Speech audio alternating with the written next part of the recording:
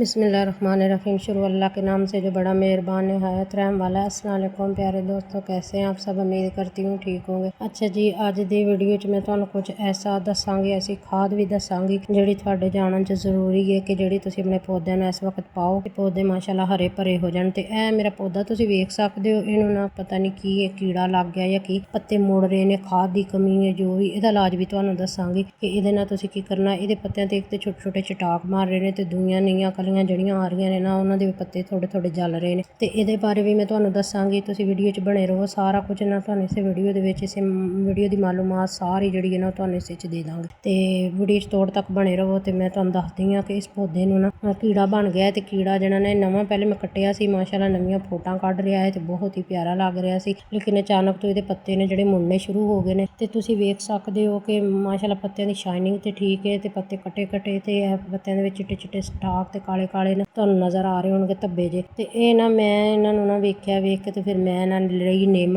ते अगे मैं तुहानू एक वीडियो च निम दा दस्सिया सी कि किवें तुसीं स्प्रे बनाना, ते ओह स्प्रे ना निम दा मैं इहनूं कीता है, उपरों भी कीता है ते थल्ले पत्ते पिछली तरफों भी कीता है, अच्छी तरह इहनूं कीता है। अगर तुहानू इंज दा महसूस होवे ते तुसीं हर 7 दिन तो पहले बाद ना इहनूं स्प्रे लाजमी करो ताकि इहदी ना जिहड़ी हालत ठीक हो जावे। ते दूसरा इहनूं खाद भी जरूरी है, खाद देनी है। ते खाद तुहानू मैं दसदी हां कि तुसीं लै लेना बिल्कुल ना सड़िया गलिया गोबर, बिल्कुल जैसे सुक्का होया मिल जावे ते हद्दों चंगा ही है। ते जे अगर ਉਹਦੇ ਨਾਲ भी तुहाडा ना तुहानू मिले ते फिर तुसीं इंज कर लेना कि तुसीं वेख लेना किसी आसे पासे मिल जावे या फिर तुसीं कोई खाद इस्तेमाल कर लो। अगर शहर च रहिंदे हो तुहानू गोबर नहीं मिलदा ते लेकिन मैं कहांगी कि तुसीं ना बेहतर इहदे वास्ते इस टाइम ना सड़िया होया गोबर है ना जिहड़ा ओह बहुत ही अच्छा कारामद है, क्योंकि बारिश पैण तो बाद ना कीड़िਆਂ ਦਾ हमला भी ज़्यादा हो जाता है। ते कीड़े ਜਿਹੜੇ ਨੇ ਨਾ ਉਹ ज़्यादा हैवी ਹੋ ਜਾਂਦੇ ਨੇ ਤੇ ਪੌਦਿਆਂ ਤੇ ਨਾ ਤੇ ਉਹਦਾ ਵੀ ਇਲਾਜ ਕਰਨਾ ਜ਼ਰੂਰੀ ਹੈ। ਤੇ ਅਸੀਂ ਤੇ ਆਰਗੈਨਿਕ ਹੀ ਕਰਾਂਗੇ ਸਪਰੇ, ਅਸੀਂ ਤੇ ਇਹਨੂੰ ਕੋਈ ਐਸੀ ਹੋਰ ਬਾਹਰ ਦੀ ਚੀਜ਼ ਨਹੀਂ ਇਸਤੇਮਾਲ ਕਰਾਂਗੇ।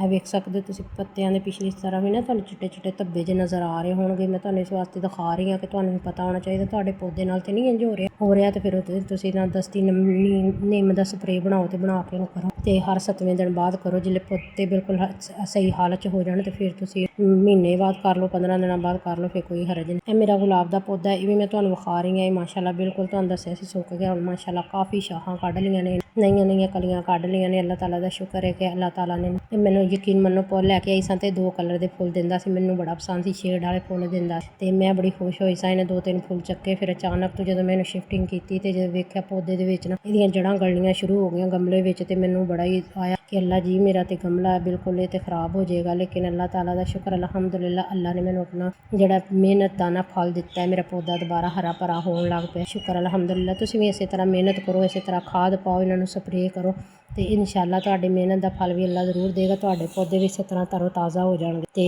ਇਹ ਮੈਂ ਤੁਹਾਨੂੰ ਮਾਲੂਮਾਤ ਦੇ ਰਹੀ ਹਾਂ ਇਸ ਵਾਸਤੇ ਕਿ ਜੋ ਮੇਰੇ ਨਾਲ ਹੋਇਆ, ਮੈਂ ਨਹੀਂ ਚਾਹੁੰਦੀ ਕਿਸੇ ਹੋਰ ਦੇ ਪੌਦਿਆਂ ਨਾਲ ਵੀ ਇੰਝ ਹੋਵੇ। ਇਹਨੂੰ ਧੁੱਪ ਜ਼ਿਆਦਾ ਚਾਹੀਦੀ ਹੈ, ਗੁਲਾਬ ਨੂੰ ਕਮ ਸੇ ਕਮ 6 ਤੋਂ 7 ਘੰਟੇ ਲਾਜ਼ਮੀ ਇਹਨੂੰ ਧੁੱਪ ਚਾਹੀਦੀ ਹੁੰਦੀ ਹੈ, ਉਹ ਤੁਸੀਂ ਇਹਨੂੰ ਦੇਣੀ ਹੈ। ਇਹ ਮੈਂ ਗੋਬਰ ਦੀ ਖਾਦ ਹੈ ਜਿਹੜੀ ਨਾ ਬਰੀਕ ਬਿਲਕੁਲ ਗਲੀ ਸੜੀ ਹੋਈ, ਇਹਨੂੰ ਮੈਂ ਬਿਲਕੁਲ ਮੈਸ਼ ਕਰ ਲਿਆ ਬਿਲਕੁਲ ਹੱਥ ਨਾਲ ਜਾਂ ਸ਼ਾਪਰ ਦਸਤਾਨੇ ਚਾੜ ਕੇ ਤੁਸੀਂ ਕਰ ਲਓ। ਤੇ ਮੈਂ ਇਹਨੂੰ ਆਪਣੇ ਸਾਰੇ ਪੌਦਿਆਂ ਦੇ ਵਿੱਚ ਨਾ ਥੋੜਾ ਥੋੜਾ ਇਹਨਾਂ ਨੂੰ ਪਾਉਣਾ ਸ਼ੁਰੂ ਕਰ ਦਿੱਤਾ। ਖਾਸ ਤੌਰ ਤੇ ਇਹ ਮੇਰੇ 2 ਪੌਦੇ ਇਹਨਾਂ 'ਚ ਤੇ ਬਾਕੀ ਵੀ ਸਾਰਿਆਂ 'ਚ ਮੈਂ ਇਹਨਾਂ ਨੂੰ ਦੇ ਕੇ ਨਾ ਅੱਛੀ ਤਰ੍ਹਾਂ ਤੇ ਫਿਰ ਮੈਂ ਕਿਹਾ ਚਲੋ ਵੇਖਾਂਗੀ ਕਿ ਇਹਨਾਂ ਦਾ ਨਾ ਕੋਈ ਇਹਦਾ, ਕਿਉਂਕਿ ਖਾਦ ਹੈ ਨਾ ਜਿਹੜੀ ਘਰੇਲੂ ਇਹ ਔਰਗੈਨਿਕ ਖਾਦ ਹੁੰਦੀ ਹੈ, ਇਹਦਾ ਬੜਾ ਹੀ ਅਸਰ ਪੌਦੇ ਤੇ ਪੈਂਦਾ। ਤੇ ਪੌਦਾ ਵੀ ਤੁਸੀਂ ਵੇਖ ਸਕਦੇ ਹੋ, ਤੁਸੀਂ ਵੇਖਿਆ ਹੀ ਹੋਣਾ ਮੇਰੀ ਫੁੱਲ ਦੁਪਹਿਰ ਮਾਸ਼ਾਅੱਲਾ ਹਰੀ ਭਰੀ ਹੈ ਇਸੇ ਵਜ੍ਹਾ ਨਾਲ, ਕਿਉਂਕਿ ਮੈਂ ਇਹਨਾਂ ਨੂੰ ਬਕਾਇਦਗੀ ਨਾਲ ਖਾਦ ਦਿੰਦੀ ਹਾਂ, ਬਕਾਇਦਗੀ ਨਾਲ ਪਾਣੀ ਦਿੰਦੀ ਹਾਂ।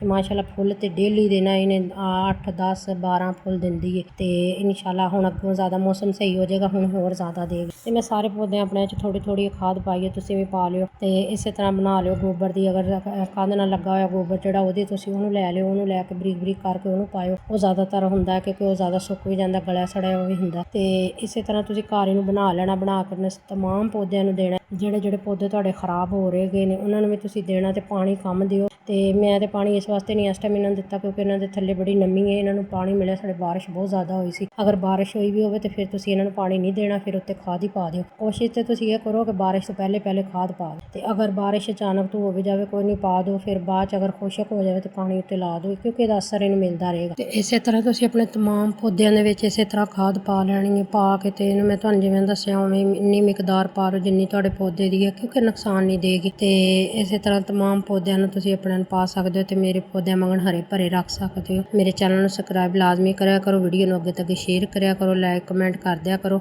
ਅੱਲਾ ਹਾਫਿਜ਼। ਅੱਲਾਹ ਤਾਲਾ ਤੁਹਾਨੂੰ ਖੁਸ਼ ਰੱਖੇ, ਆਬਾਦ ਰੱਖੇ। ਅਗਲੀ ਵੀਡੀਓ 'ਚ ਮਿਲਾਂਗੇ ਕੋਈ ਨਵੀਂ ਮਾਲੂਮਾਤ ਨਾਲ, ਨਵੇਂ ਪੌਦੇ ਨਾਲ, ਤੇ ਅੱਲਾਹ ਤਾਲਾ ਤੁਹਾਨੂੰ ਖੁਸ਼ ਔਰ ਆਬਾਦ ਰੱਖੇ।